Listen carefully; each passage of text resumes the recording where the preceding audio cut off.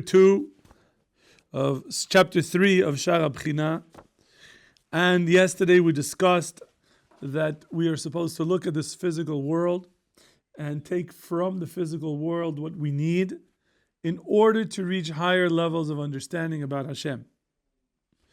And he says, take from the physical world. So he says, ثُمَّ إِسْتَخَلَصَ مِنْ جَسْمِنِيَّةَ الْعَالِمِ مَا فِيهِ مُنَافِعَ جِسْمِهِ.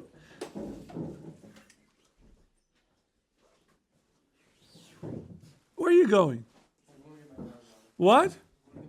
You're not going to survive for the next 45 minutes without water? I'll wait for you. Go. Yes. You better make it fast. It's unbelievable. So he says here, take from this world whatever you need from the physical world, whatever is going to benefit your body, and provide. The Arabic says like this: وَكَمْ حَالِهِ فِي الدُّنْيَا حِسْبَ الْحَاجَةِ وَالْبَلَغَ فَقَطْ. Take what you need from this world to establish it, to set yourself right. And I understand what he's saying is that we all need a certain level of gashmias. You need some level of comfort in this world, right? You need a comfortable place to sleep. You need food. You need a certain amount of money, Moshe. Some money everybody needs. You can't live without money. No, I'm used to you sitting over here. What happened? Somebody, go take it. He's not there. Thank you. I'm used to you sitting there.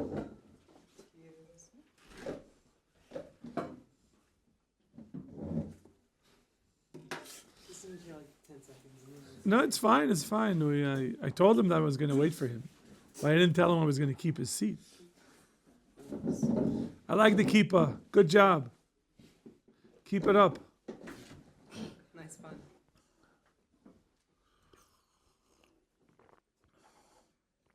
So, we all have a certain level of gashmis that we need.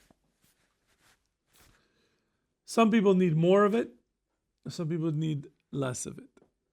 So he says, yes, take what you need from this world so that you have, I'm going to use the terms that the Mesilas Yesharim uses because they're clearer to me. But I think he's saying the same thing.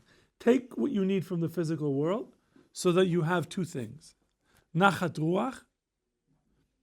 Okay, Nachat Ruach is calm spirit. And what's the other? Forgot the other term that it'll come back to me. And you have mental clarity. I forgot the Hebrew. It'll come to me soon. So you need those two things. So he's saying the same thing. That yes, the world is tempting. It has lots and lots of shiny, cool things that we want. But if you get into that rat race, trying to become a billionaire overnight, Nachshon, or, I don't know, trying to make quick buck, sometimes that creates more stress, creates more problems, creates other issues with your moral character. So understand that the physical world, as wonderful as it is, has a built-in danger. And it will take you away from your spiritual development. Okay? So yes, it's Nachat Ruach and Yeshivat Da'at. Those are the two terms that the Mesilat Yesharim uses. Nachat Ruach is Nachat is calm spirit, and Yeshivat Da'at that your mind is settled. Your seat is over here. We moved you. That's what happens to people with weak bladders. Because if you're going to drink all of that, you're going to go, to the bathroom. So, imagine if we strapped him to a chair for 2 hours saying, Shaya, you cannot move from this seat. don't think you guys want to see what happens.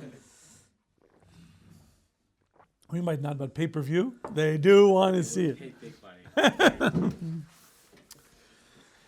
Did you get a haircut, Nachshon? Looks good. You're a handsome-looking guy. Oh, really? Good. Get your money back.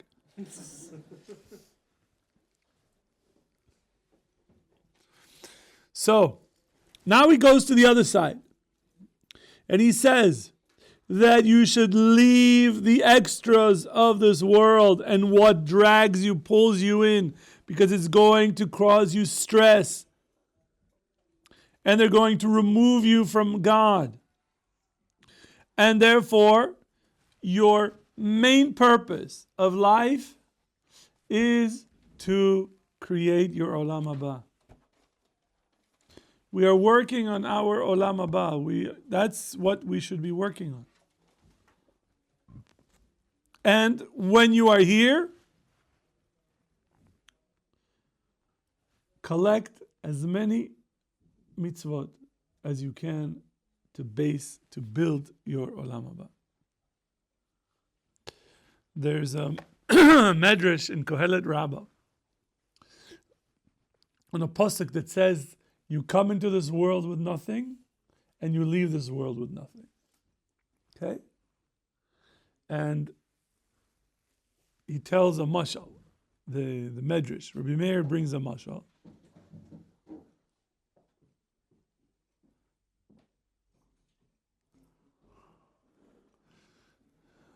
I'm still puzzled. I just sat there for 7 minutes. What happened? Where'd you go? Oh. It's because of your little habit. Yes. Okay. Sada? You chew tobacco? No? Good for you. Keep your body clean? Gum. Okay. All right. Baruch Hashem. So the Medrash, Rabbi Meir says in the Medrash, what is this similar to? That there was a vineyard. Okay? There was a vineyard. And their vineyard was surrounded by a fence. But there was a small crack in the fence. And there was a fox that wanted to enter the vineyard. Okay? He fasted for 3 days so he can go through this crack, entered the vineyard, and stuffed himself with grapes. And then when he wanted to get out, he was too fat to get out through the same crack. So what did he do? Fasted 3 more days and then got out. And then he quotes the pasuk that he came in with nothing and left with nothing. Okay? So you might remember this fable from other sources, but the source appears in this parable appears in the Medrash. And the question on this Medrash, okay, what were you mechadish to me? What did you teach me that I would not have known without this parable? And the rabbis tell us that when the fox fasted the first 3 days to enter the vineyard, what should he have done? Should he have eaten? Yeah, eat a little bit. Yes. But what he should have done is throw as many grapes, cluster of grapes, over the fence that he could. Right? You're in the vineyard, so you need to take a little bit from the vineyard. But your whole purpose of going into the vineyard is that you would have food later. And so he should go in the vineyard and collect as many clusters of grapes and throw them over the fence. And then to get out, so he has to fast a little bit. But what would happen when he comes back out? Now he's got all the food that he needs without having to worry about what's the vineyard. And this is the parable for this world. We enter this world. But you shouldn't leave this world the same way that you came in. You should you should collect as many mitzvot as possible and throw them over the fence Every mitzvah that you do, every word of Torah that you're learning, you are constructing your olam haba. Throw it over and over and over. One more mitzvah, one more gemilut chasadim, one more shachris, one more shma kriyat shma, one more daf Gemara. And you're piling and piling and piling. And when are you going to enjoy that? In olam haba. And that's what he's saying. Take from this world what you need. You need a little bit of food, so eat an apple. You need to drink, so have a cup of coffee. It's not the end of the world. But don't spend $20 on a cup of coffee from Starbucks. It used to be a cup of coffee was 50 cents. It was refillable. And they would ask you, Sanka, or, you wanted real coffee. So that was it.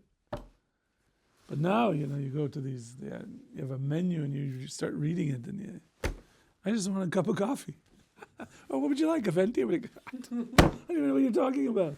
And I studied Latin.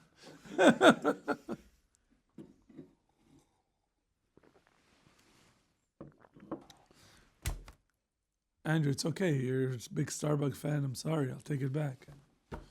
Good. You don't? No. What's your vice? Not drinking cutwood. I don't know what you mean. Everybody's got vices. Mine are sweets. If I see desserts, it's finished. So what's yours? What's your kryptonite? What? No, it's. Why are you speaking for him? He didn't hire attorneys. Maybe I did. I don't think. Not these two. I mean, he looks like an attorney, but the way that he chews gum, an open court, he's not an attorney. Like, see, Noam's got class. It's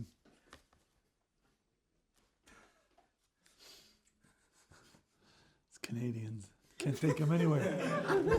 Can't take him anywhere. Avi, good afternoon.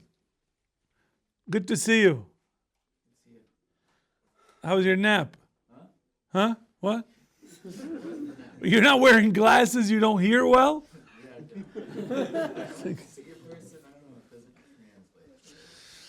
Okay. Tov. So, you have to be very careful. Because a fool, that's what he calls him, al-jahil. الجاهل بالدنيا وبآثار الحكمة فيها يجعلها دار خلوده. So he says that a fool, with regard to these worlds, and because that he has no real wisdom, thinks that this world is the ikr. It's the main purpose for us.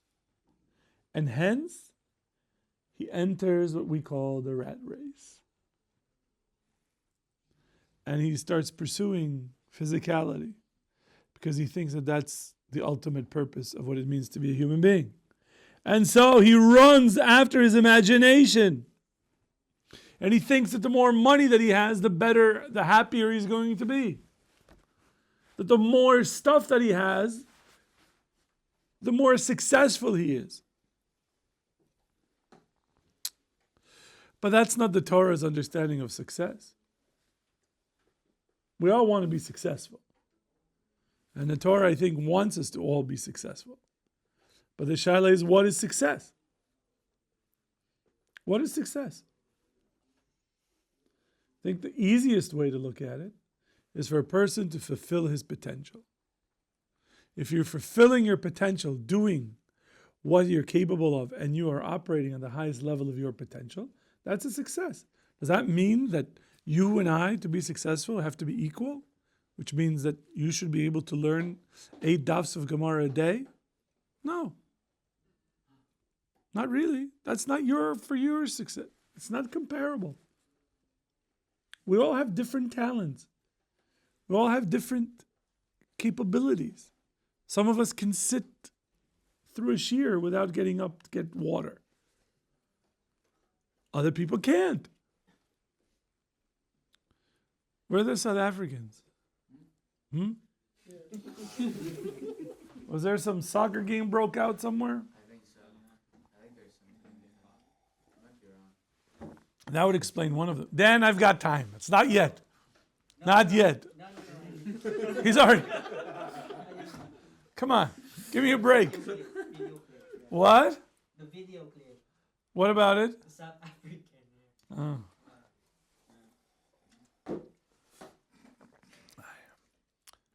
Coffee. Does the body good? It has milk.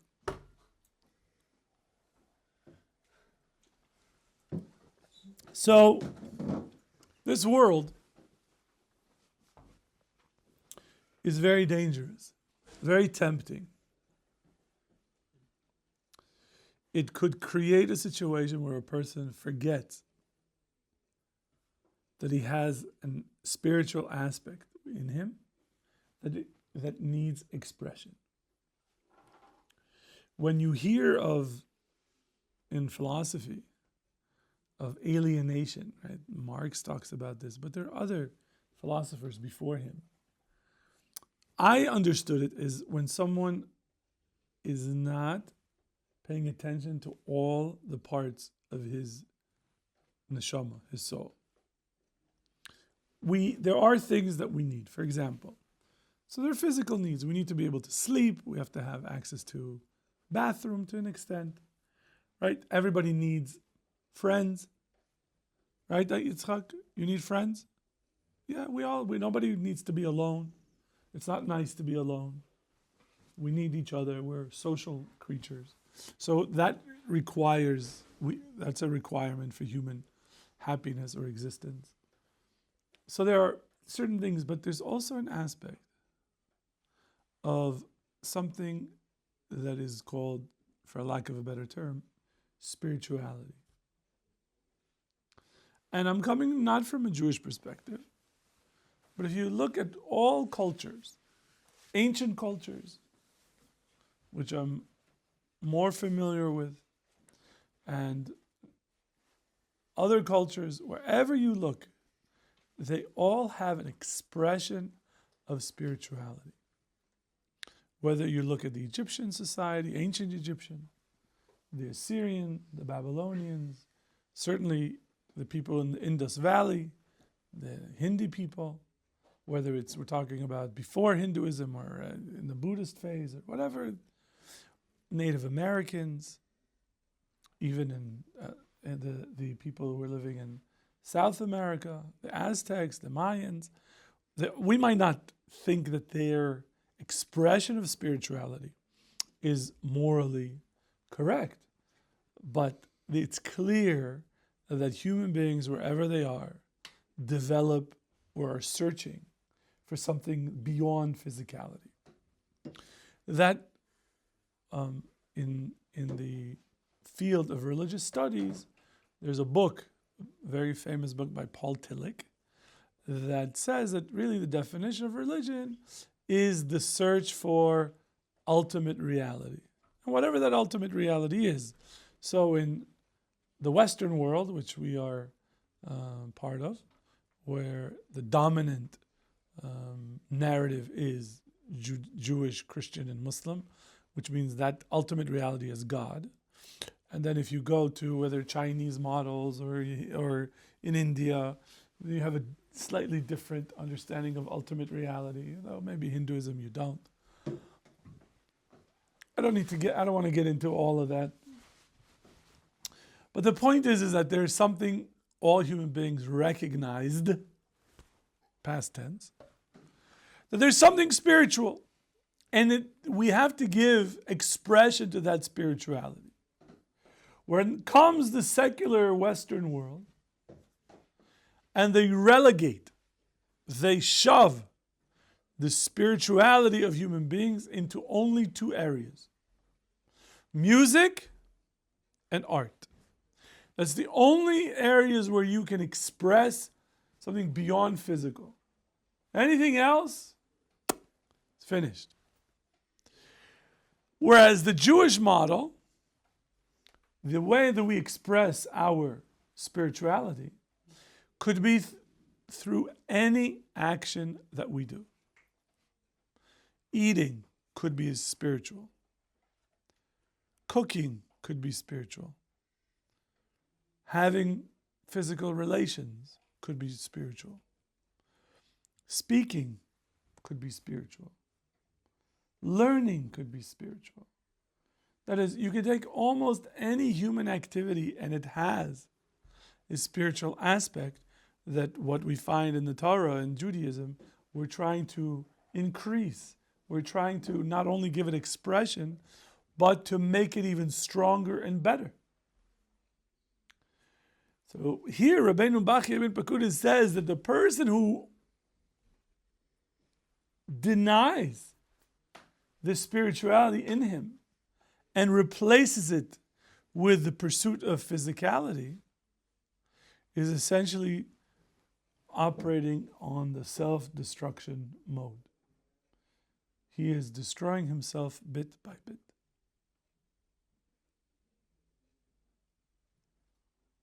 Okay? I know it's not so positive, but it's the emes. And so he says, he chases things that after his death won't help him at all. So somebody wanted to buy a huge house. What are you going to do with that house when you're dead? Sell it. What are you going to do with the money? Can't take it with you. No, I'll give it to other people. Okay, fine. But you have no toilets from it. It doesn't benefit you. But if you use whatever Hashem blesses you with to do mitzvot, then now those mitzvot are going to sustain you in the world to come.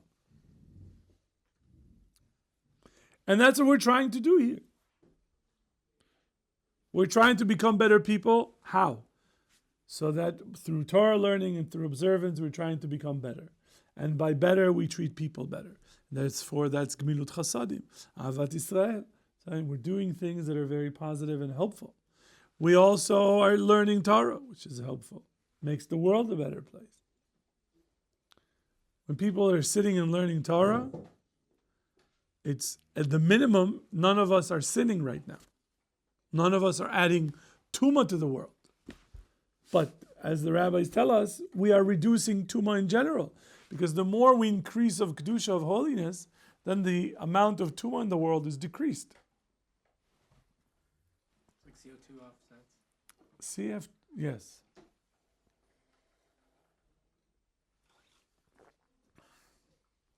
Very nice image. Good. Shemad. Baruch atah Adonai Chalam Boreh nefashot ma shebarat Hashem baruch ha'olamim. وما إشبههما في ذلك بأخوين. And this is similar to two brothers. It's a famous parable. So there are two brothers. Brother one, what do we call brother one? What?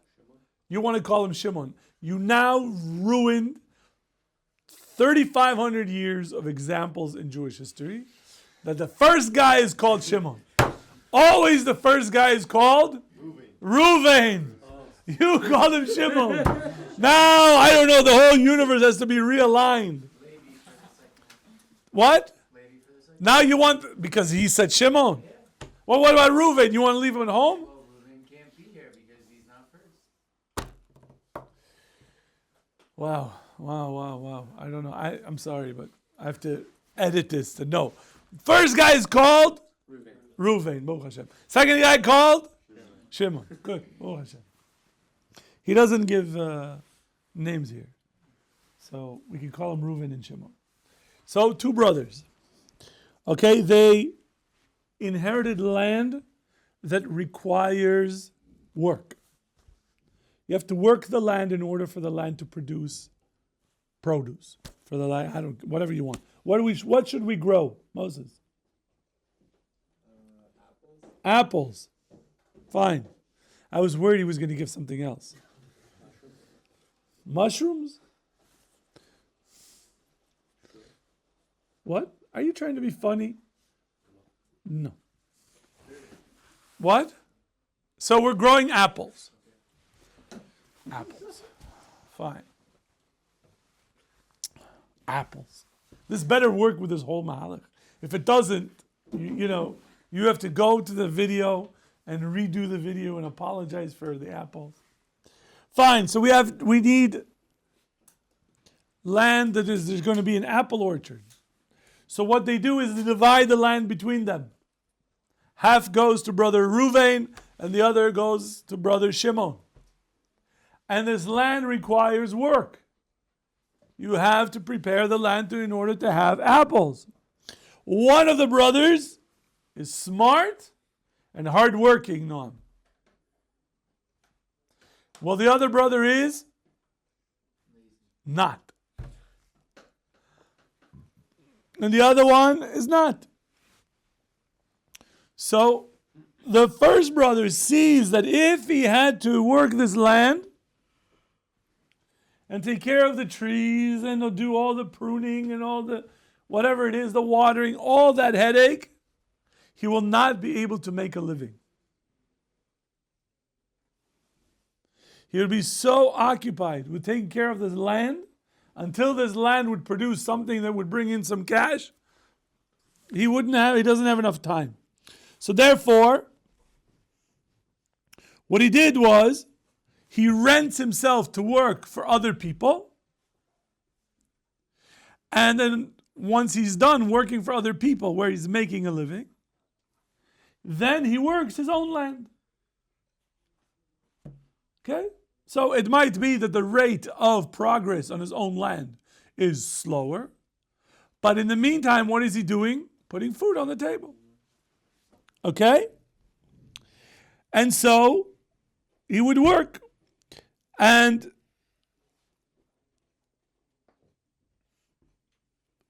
once it's time for the land to have the apples, since he was working the entire time, he's able to harvest the apples, sell the apples, make money so that the second year, now he's set. Right? He got all the money, so he doesn't need now to work for somebody else, and he just can take care of his land. He didn't have a hard first year because he worked for other people, but he still took care of what his land needs, and that was it. Okay? But the other brother knew that if he worked on his own land, he would not be able to survive. So what did he do? So he decided to leave this land alone. Simply ignored it. He rented himself to other people, and he worked for them, and that's how he did. And therefore what happened was, he was living from hand to mouth. Which means what? That he was getting money. He worked a day, he got paid, he used that money to buy food. The next day he had no money and no food, had to go work again, get paid, and so he was living from hand to mouth. Literally. And he did not work his own land, which means what? There was no chance for him to ever get ahead. And so instead of the days that he was off or that he finished early, instead of working on his own land, he decided to go on a trip. Went to Hebron, went over here, went over there, went to the beach, had a good time. And then his land was left alone, and all it grew was thorns and thistles. The fences broke, water got rid of all the fruits, and it completely spoiled. And so if you look at this mashal, says Rabbeinu Bachya ibn Pakuda, if you look at this example that I gave you, we could learn from this for ourselves. So that yes, you need to work this land.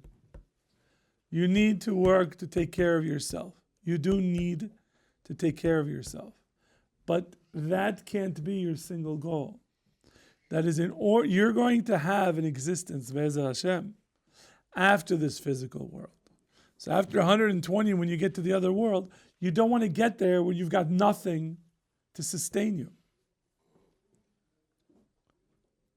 And so therefore, take what you need from this world, but make sure you take care of that apple orchard that Moses was telling us about.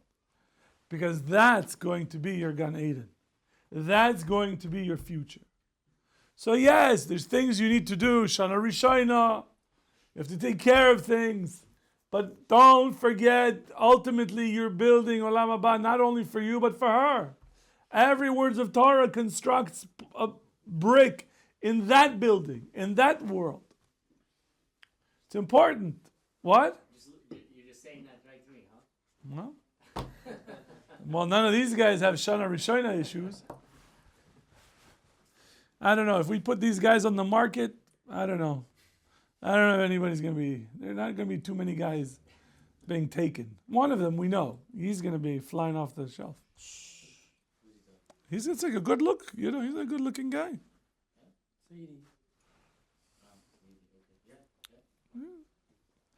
But he has a very narrow market that he's looking for. A Yemenite, you know. What? You don't want a Yemenite now? What do you mean, okay? Speak now, or I don't think it's not. I'm married, man. I don't want another wife. I can barely deal with this one. So you're saying you shouldn't get multiple? If you want multiple, vakasha. If you find a heter for it, because the takana in Eretz Yisrael also, even for those who didn't accept the Rabbeinu Gershom, you're only allowed to marry one wife. So in Eretz Yisrael, you can only marry. The Rabbanut also agreed. You can only marry one woman. Yeah? Well, first get one. Let's see how that goes.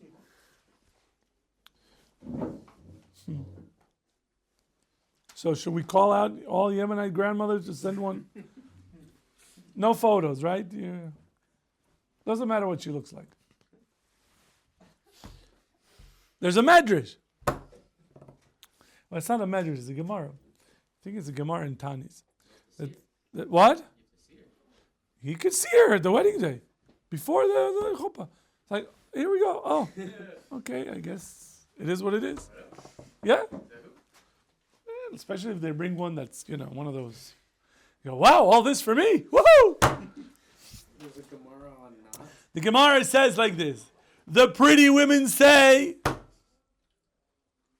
well, it goes like this. The wealthy women say like this. Marry us for our wealth. The women that have yichus, that is, they come from noble families, say, marry us for the yichus of our family. What do the ugly girls say? Marry us l'shem shamayim. Marry us for the sake of God. Because you truly love Hashem and He gave you a mitzvah to marry a woman, so marry me for that. Don't marry for ulterior motives. No, what do you say? What? Well, they round the outside. What are the pretty ones? Don't have to say anything.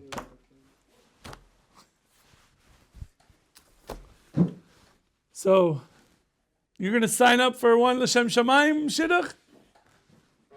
Probably. Good for you. Kol hakavod. I know what you're looking for. I know. You already told me. When am I going to find a girl with a mustache? I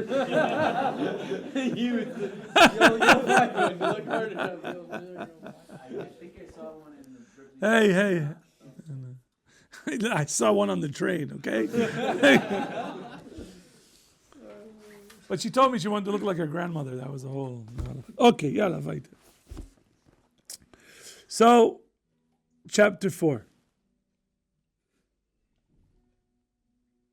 Maybe we should ask whoever's playing that it's interrupting. Some nice background music. I think it goes well with class, but I can go down. Okay. There are several types of chokhmas that we should investigate in order to understand this world. And we say that there's some of them that have to do with looking at this world. So he says the first one is looking at the building blocks of this world. And understand that there is earth, there's water, there's air, and there's fire. You ever heard of that? Right? Those are the four elements that in the ancient world, until the modern period, that's how they understood the entire building blocks of the world. Now, when they're talking about earth, water, fire, and air, okay, they're not talking about the physical earth, water, fire, and air. They're talking about the spiritual components of them. Okay? Because since, as we know from the Torah, that physicality was created by what?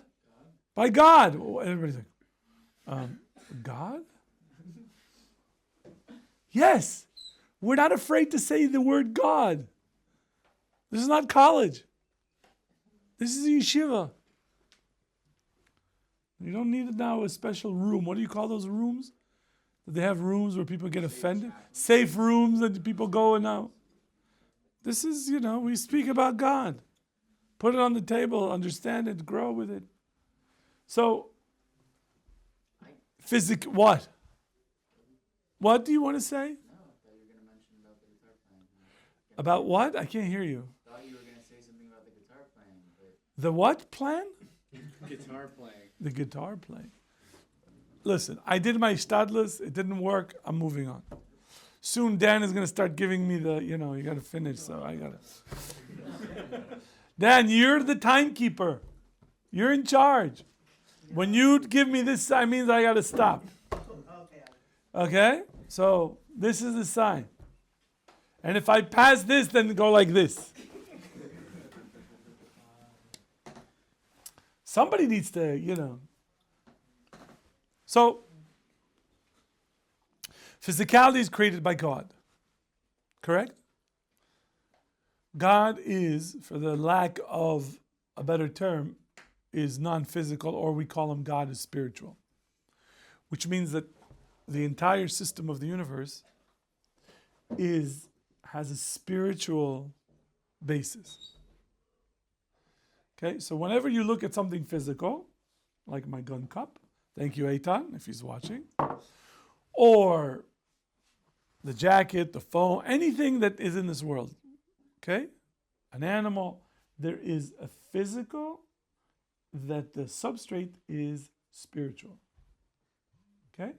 What comes first, the spiritual or the physical? It's a trick question. It's a trick question. Hand in hand. What? We like process the physical first. And we're supposed to abstract the spiritual from it. Now, let's take your favorite. Babies. You all know where babies come from? Yes. Good.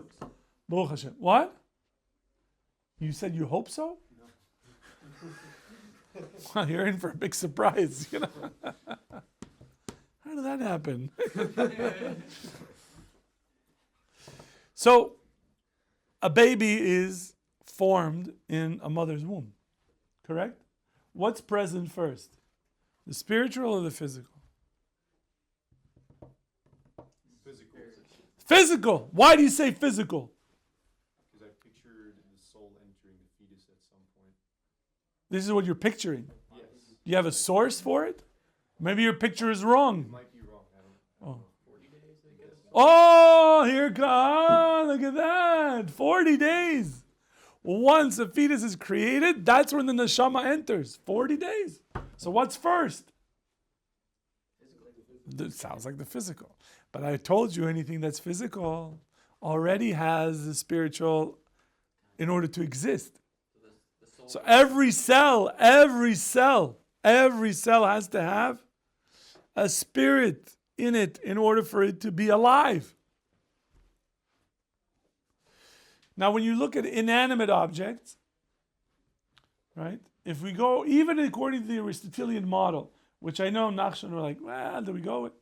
But even the Aristotelian model, okay, he claims that objects have natural motion. You know what natural motion means? Fire always goes up right? Earth always goes down. So if you take a rock and you throw it, what happens to the rock? It comes back down. Why? So we call it gravity. But Aristotle called it natural motion of rocks. So that the four elements that make up the rock, because it's made up of those four elements of water, fire, earth, and air, in a certain amount of combination, that is what creates this rock. And it provides it a natural state. Right? So if there's a rock on the ground, will it move? By itself, no. By itself, no. So that fire always wants to go up. You noticed? If you ever lit the fire and it didn't? No, it always, right. So according to that, even though that today's understanding of physics and how fire works, that's not how we understand it.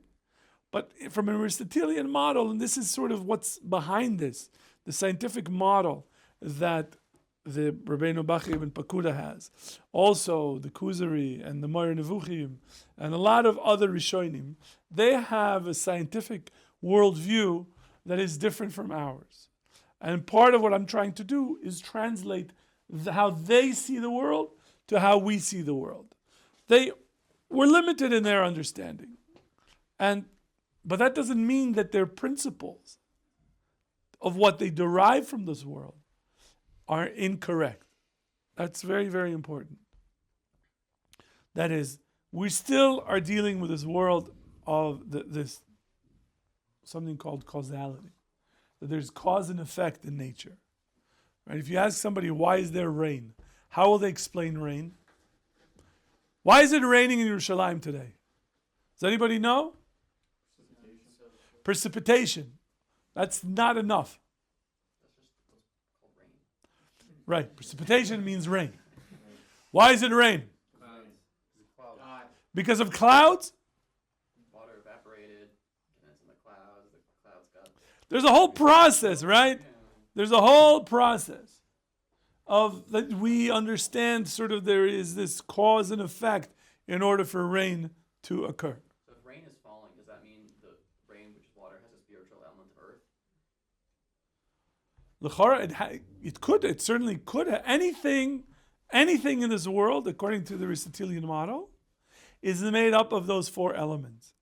It might have 80% water, 10% fire, 5%, would have, let's say, 50% water, 40% earth, 10%, and whatever it is, make it work for 100. So that we don't know what the combinations are to make this work. I got to keep my eyes on Dan now, because I'm seeing him getting a little antsy. So, says Rabbeinu Bachya ibn Pakuda in the 4th chapter, the first step is looking at these basic elements. And each one of them has the natural place where it's limited to it. Where you look at the sea, this is where the water is. And there seems to be boundaries where the water is going to stay and where it's not. That is, water doesn't flow up a hill.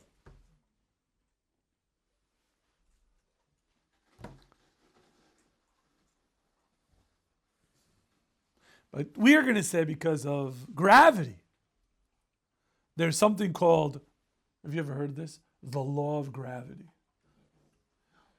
Right? My uncle climbed the roof. He was fixing something to his roof and he fell. And he hurt himself. So I went to visit him and I said, gravity is not just a law. It's not just a good idea, it's the law. Because it's a law. People tell you it's the law, so you can't violate it. If you violate the laws of gravity, what happens? You get hurt. Right? People strap plastics to their feet and go down a mountain. And then they wonder why they tumble and they end up on those videos. Right? Because there's a law. It's not just a good idea. So we have a model that has this, we've discovered a physical law that everything works until we discover something else. We're working with this gravity business. So that sort of limits where it keeps water where it is. Gravity. Okay, there might be other physical forces. Don't write and tell me that I don't know physics. I'm not a physicist by training. I'm a philosopher. What? That is a great, promo. I am. But don't give me the History of the World Part 1 quote on the philosopher. I can tell you off camera what that was. Because he says to him, I'm a philosopher. So he comes to the Roman unemployment office. And he says, anyway, let's move it right along. How am I doing, Dan? Do I have more time? Yeah, a little bit more? How many more? 2 more minutes? 3 minutes? Okay, he's giving me 3 minutes.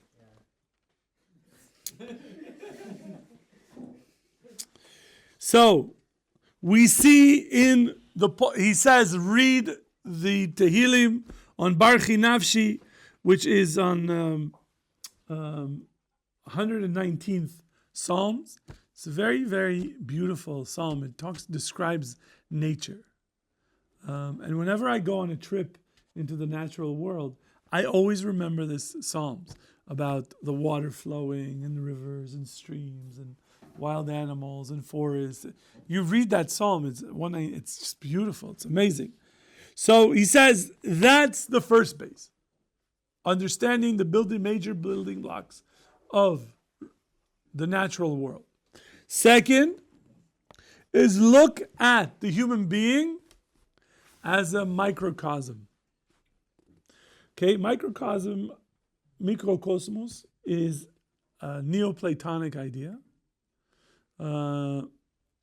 Neoplatonism was a philosophical movement that became very popular after Aristotle. It's based on a thinker called Plotinus. And Plotinus wrote a book, I think it's called the Aeneid. It's been years since I've read Plotinus. And the problem in the Middle Ages is that they didn't identify him as his own thinker, as a Plotinus. They identified him with Aristotle, which meant there are issues. He doesn't agree with Aristotle on everything, but since they thought it was Aristotle, they tried to make it work. And there's an idea that a human being is a mini universe. It's a mini universe. Whatever exists outside, we have inside us. And hence, by studying what a human being is, you could see the reflection of the universe. This is one of the major teachings in Kabbalah, of understanding the human body as a reflection of the world of Sfirot, that all the powers that exist in the universe are actually folded in us somehow. And so, looking at the human being, we are a miniature universe. Miniature universe.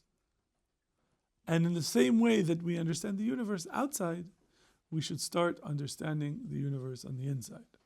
Okay, I see that Dan is getting upset now, so I will stop and we will continue tomorrow. Im Yirtzeh Hashem.